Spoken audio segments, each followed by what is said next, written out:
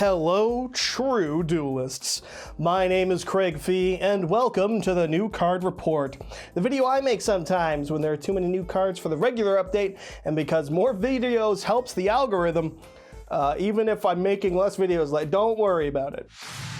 Super secret, I missed some VJUMP promo cards last week, and this video is going to go over them and all of their inevitable irrelevance. Oh, and there's some new cards from Duelist Nexus 2. That's two cards, but new cards from Duelist Nexus as well. Moving on. Burning Dragon is up first, a level 8 fire attribute dragon type monster with 2500 attack and 2100 defense. This can summon itself from your hand for free. Hooray! Fantastic, just so long as the opponent controls 2 or more monsters. And on normal or special summon, it can discard any spell card in your hand to destroy all spell and trap cards the opponent controls. Both of these effects are hard once per turn, and it's kind of like it makes any spell into Feather Duster. Matter of fact, Blue Eyes might like to play this card, because they can hand off any of their innumerable spell cards that lose to Ash Blossom and turn them instead into a pseudo Feather Duster of sorts by using it as fuel for this effect. And then instead of losing Trade-in's effect to Ash, they can instead lose this Feather Duster effect to an Effect Veiler. Blue Eyes is evolving, finally, at long last. I mean, they could also lose to an Imperm, although I will say it is technically possible to already lose the effect of Feather Duster to a set Impermanence. You just need to be playing Yu-Gi-Oh! Very, very poorly. So, I just felt like mentioning that. Really what's funny to me is how this card kind of looks like it's just a bigger version of Solar Flare Dragon of sorts, but Konami's anti-pyro policy dictates that this not be a pyro card. It's Yu-Gi-Oh! We need them to either be dragons or anime girls. Or machines, but if you're not one of the three, does it really exist? The answer is no. Still, rank 8 deck, spam decks have a new fuel for free fodder, and if nothing else, a cute way to activate a Feather Duster if they decide to not just instead side in things like Lightning Storm or Feather Duster or, one of the 86 other means of back row hate that are available in the first place. Three-Eyed Ghost is a spooky level 3 Dark Fiend with 900 attack and 800 defense, whose lone effect is that it can send itself from field to grave to add a level 10 dark monster from your deck to your hand. Well, that's fucking niche, isn't it? What is this, Malefic support? What am I looking at besides like a weird Yu-Gi-Oh! Version of those edgy skull skeleton Grim Reaper pictures with the gun, and they're almost always captioned something like, "Fuck you, liberal, I just shit my pants," or something incredibly stupid. Either way, maybe it's New Morelia support, or whatever the TCG name for that archetype is. And I suppose it doesn't exactly require your normal summon for what that's worth, but let's be real here, this thing's gonna require your normal summon 19 times out of 20, because it's that or some extended convoluted setup to get this onto your field, and probably easier to just normal summon it, no? Who knows? This would be a lot better if it triggered when sent from field to grave, not needing to tribute itself, because even if the only upside at that point would be that you can use it as like link material for Almirage, that's still better than just yeeting it into the graveyard. Instead, Konami's design team said, no, make it bad. And they did. And we're all gonna move on and forget about it completely, because really, who gives a shit? Last up from the VJUMP promos is Rose Papillon.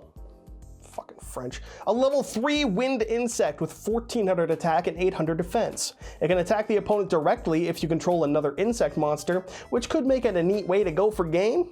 Copium? The more notable effect is that while it's on field, it will let you tribute summon any level 7 or higher monster in addition to your normal summon or set. That's not huge in the competitive scene, but there's some big beater strategy that wouldn't mind running this, I'm sure. It's like the worst Monarch support they've ever received, but it's the only support Monarch's received all year so far, so take what you can get. The real shame is that it's fucking ugly. We also got a new spell card revealed from Duelist to Nexus, of all things, because that's the next set, and of course we're getting cards revealed from it.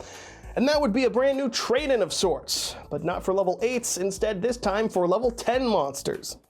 Mirror Formation of the 10 Sacred Treasures is a long-ass fucking name for our new level 10 trade-in, and can you guess what its effect is? I think it's a little more complicated than you might think of a level 10 trade. I mean, technically it's a little more complicated than that, but this will let you send monsters from your hand or field to the grave whose total levels equal exactly 10 to draw 2 cards. So technically you could play this in a deck like, say, Cyber Dragon that runs an abundance of level 5s, or, you know, you could not, because you don't want to make a neg-1 by sending 2 level 5s to draw 2 and have this go to the grave. Ugh. It's best in a level 10 focused deck, something like Trains or Eldritch, a more viable one in the competitive scene. The ability to send from field to activate the draw effect is also pretty relevant, since Eldritch could send the Golden Boy to the grave to draw 2 and then use its graveyard effect to add it to hand and summon it out again to act as a beefier version of Eldritch, as it always does. And Numeralia can turbo into more unplayable cards by playing this, which is truly exciting stuff, am I right? Of course I'm right. It's as weak to Ash as every other neutral draw advantage spell card in the game, which is fine. It's not exceptional, but it's not worthless. Matter of fact, we've got our resident card game expert Dyatlab here to define and summarize this card. Not great or terrible. You said it, Dyatlab. That's exactly that. And last up this week is a new continuous trap card for the Vaylantz archetype. Yes, the most complicated and convoluted deck to play and then ultimately lose to yourself in time, since it's taking too long to explain each and every single card in your deck to your opponent, has received a new piece of support. Vaylantz Wave Master Phase. Is this the first hint at Master Rule 6 with the new Master Phase occurring between the Standby Phase and Main Phase 1? No, not even remotely, and that's not even a very good joke, so let's move on.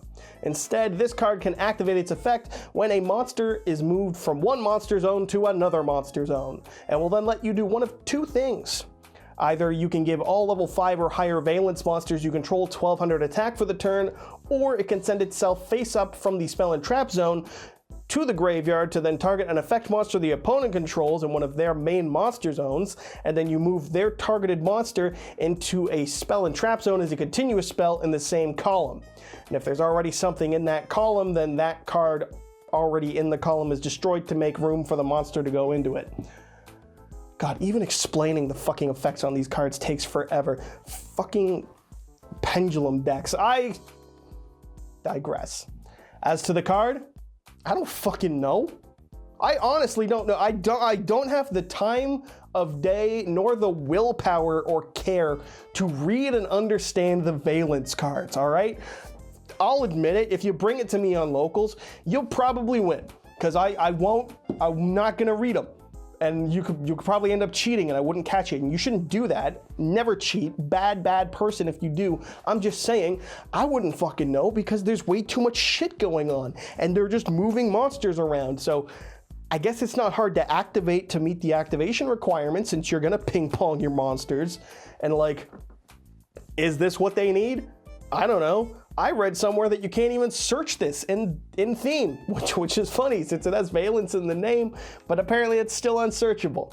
So, fuck, it exists. Congratulations to Vaylantz players.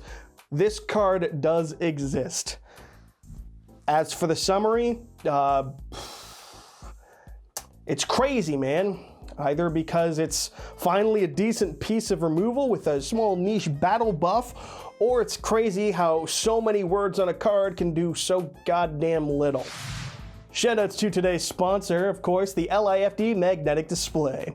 The best way to support the channel at current, and a great way to display your favorite cards, even if your favorite cards aren't the most popular and are, say, the overly worded and contrived Vaylantz archetype in its entirety. You do you. And you can save yourself 15% off one of these bad boys by using promo code YGOStrats15 at checkout, or by clicking the link in the description. Thanks to LIFD for the support as always, and thank you for watching.